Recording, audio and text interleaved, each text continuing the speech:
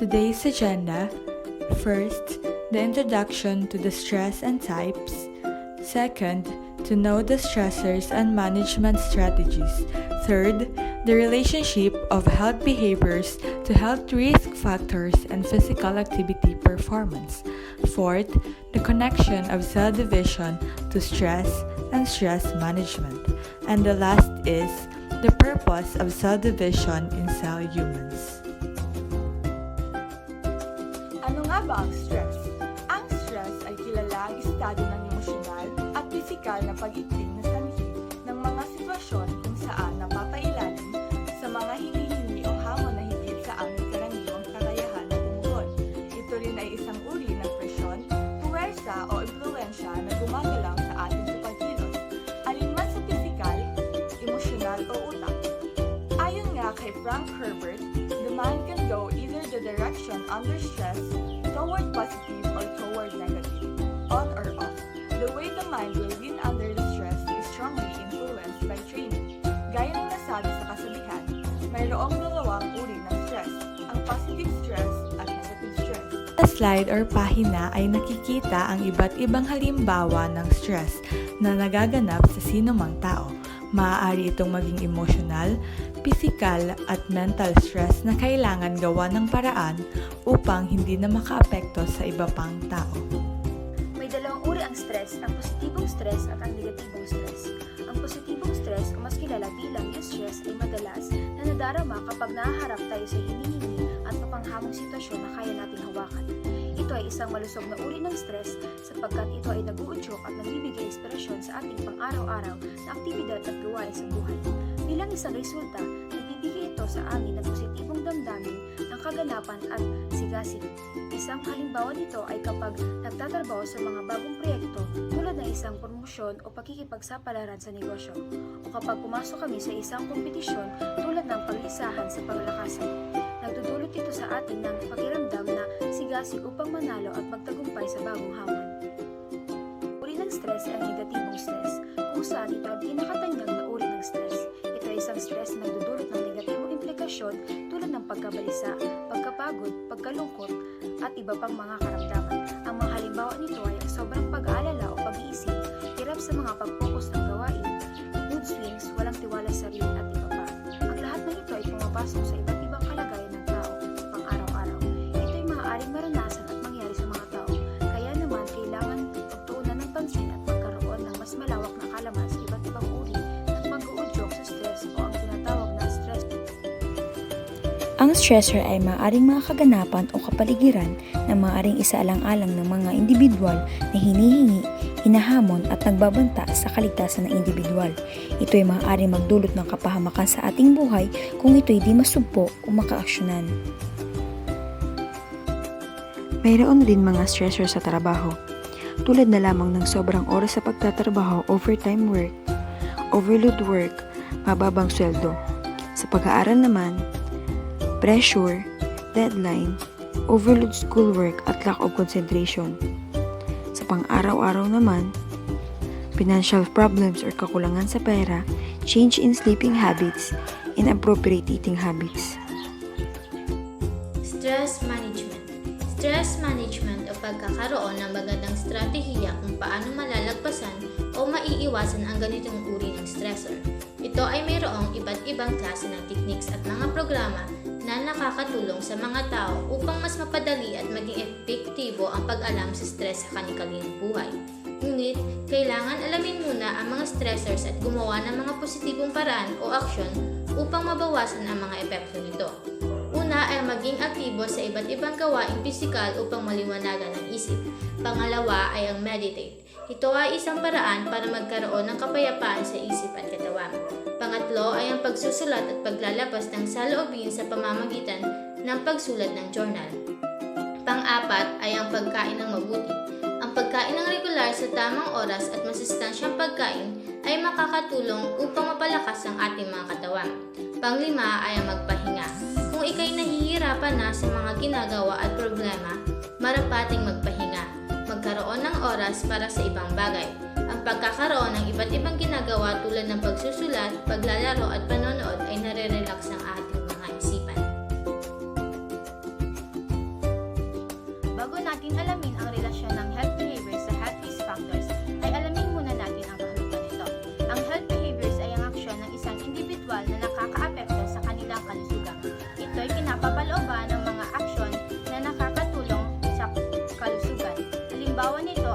pagkain ng mabuti at aktibo sa gawaing pisikal.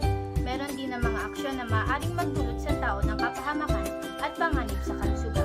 Ito ay ang pagsisigarilyo, sobrang pag-inom ng alak at masamang pag-uugali sa sexual. Sa mga nasabing impormasyon, makakaapekto ito sa isa't isa kung hindi ito mapapanatili at masasagawa ng maayos. Ang hindi pagkain ng mabuti, kulang sa tubig at pagsawalang bahala sa stress ay magdudulot ng malaking epekto sa kalusugan ng isang tao. Nalaman na nga natin kung ano ang relasyon ng mga nasabing impormasyon sa isa't isa. Ngayon, ilan sa aming tatalakayin ay ang magiging epekto nito sa ating katawan o kalusugan. Unang halimbawa ay ang epekto ng walang sapat na tulog sa ating katawan o immune system. Kung ang tao ay walang tama at sapat na oras sa pagtulog, maaaring maging sanhi ito ng paghina ng ating mga immune system na kung saan ito ay magdudulot ng komplikasyon sa katawan at maaapektuhan ang pagdaloy ng dugo o pagrami ng red blood cell. Sunod na halimbawa ay ang epekto ng stress sa maayos na pagdaloy ng dugo sa ating katawan. Ang ating katawan ay gumagawa ng mga hormone kung ito ay nasa isang sitwasyon na nagdudulot ng stress. Ang mga hormone na ito ay pansamantalang pinapataas ang iyong blood pressure na magdudulot sa mabilisang pagtibok ng puso at pagsikip ng mga tinatawag na blood vessel. Ayon sa pag-aaral, sa pagitan ng stress at psychological na proseso, mayroong epekto sa pagdaloy ng dugo patungo sa iba't ibang parte ng utak. Maaari itong maging sanhi sa atake sa puso at stroke. Ang susunod naman na halimbawa, ang epekto ng kagutuman at pagkain ng matamis sa ating katawan. Ang kagutuman ay nagpapabagal ng paglago ng iba't ibang aspeto ng isang tao katulad ng emosyonal, sosyal at kognitibo kung saan nakakapaloob ang pagbasa, lingwahe, atensyon, memorya at kakayahang pagsolusyon sa mga problema.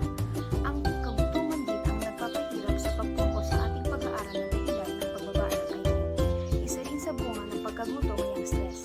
Ayon sa American Academy of Pediatrics, ang mga batang nasa edad 12 pababa na nakakaranas ng matinding pagkagutom ay may mahigit na 56.2% na magkakaroon ng PTSD o Post-Traumatic Stress Disorder at ang 53.1% ay maaaring magkaroon ng malubhang depresyon. Sa pag-aaral ng mga siyentipiko, nilaugnay nila ang stress na paghiwalay ng mga cells. Ang matinding stress ay nagdudulot ng pagkasira ng cells na kapag hindi pa nakasailalim ng cell division ay makakapekto sa panibagong cell na mabubuo. Dahil dito, maaaring magbunga ng pagkabuo ng cancer cells at iba pang mga sakit. Ang pagkain ng matatamis ay nakakapagaan ng pakiramdam, ngunit kapag sumobra ang pagkain ay magdudulot ng masamang epekto sa ating katawan. Ang mga ganitong uri ng pagkain ay kulang sa sustansya at puno ng artificial na sugar at saturated fat. Ang ilan sa mga sakit na dulot nito ay diabetes, pagkasira ng ngipin, pagkaunti ng high-density lipoprotein na mas kilala bilang good cholesterol at sakit na Crohn. Ang ganitong uri ng pagkain ay meron din na magandang dulot sa ating katawan. Katunayan, kapag ang tao ay kumain ng matamis na pagkain, ay nababawasan ang kanyang pagkabalisa. Ito ay dahil sa kakayahan ng matamis na pagkain na pigilan ay hypothalamic pituitary adrenal na siyang nagkokontrol sa pagiging reaksyon ng tao sa stress.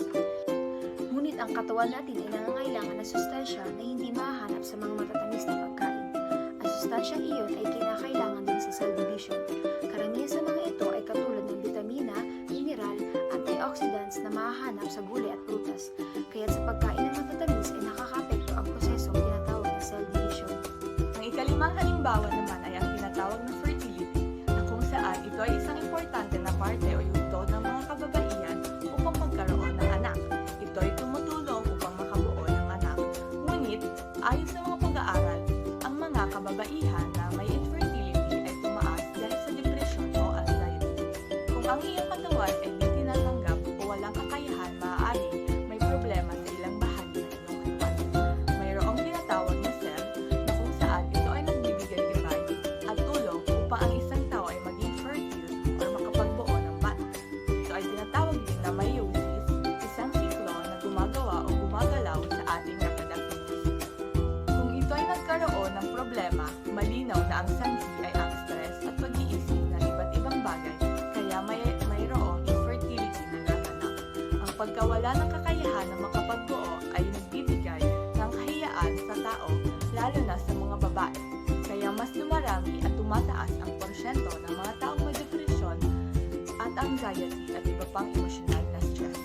Sunod naman ay ang epekto ng prenatal stress sa mga bata. Ang stress sa taong nagbubuntis ay isa isa sa matataas na panganib dahil ang apekto nito ay nasa batang nasa sinapupunan. Kung ang magulang ay nasa estado ng mga problema, stress at depresyon, ang kanyang anak ay may mataas na tsansa na maging panganib lalo na sa emotional stress, ADHD at iba't ibang disorder.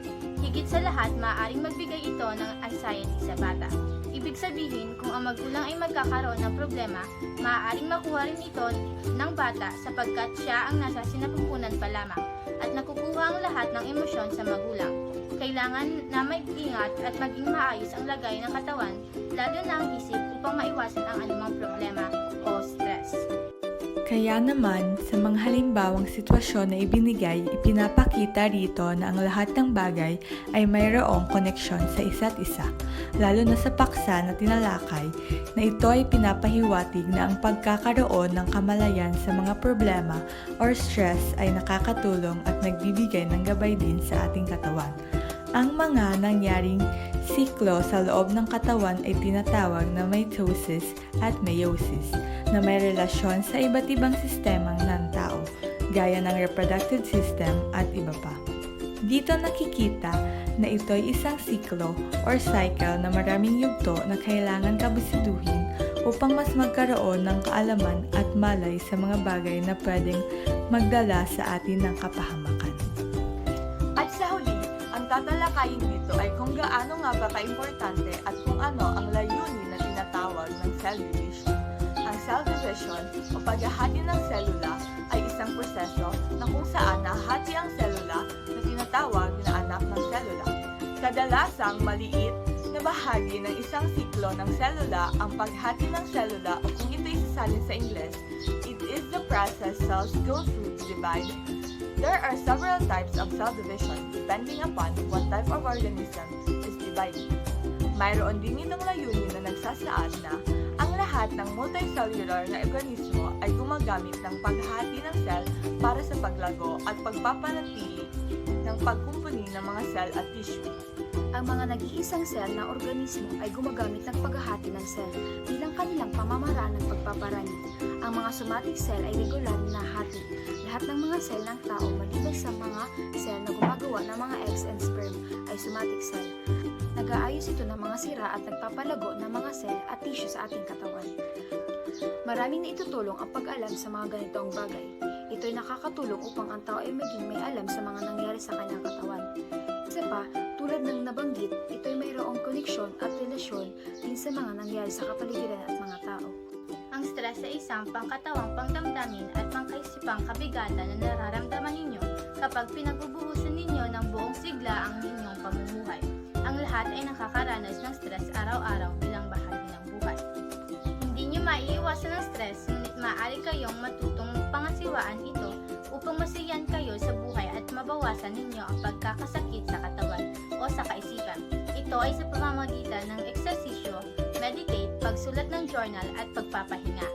Kailangan natin itong pagtuon ng pansin sapagkat ito ay may malaking epekto sa ating kalusugan. Ito rin ay may malaking epekto sa ating immune system, sa daloy ng dugo, need for speed at fatigue. At kung hindi man maapektuhan ito, ang progresong tinatawag na cell division. Ang cell division o paghahati ng selula ay isang proseso na kung saan nahahati ang selula. Tinatawag ito ang anak ng selula. Ang lubos na stress ay maaaring makaapekto at masira ang mga cells na nasa ating katawan.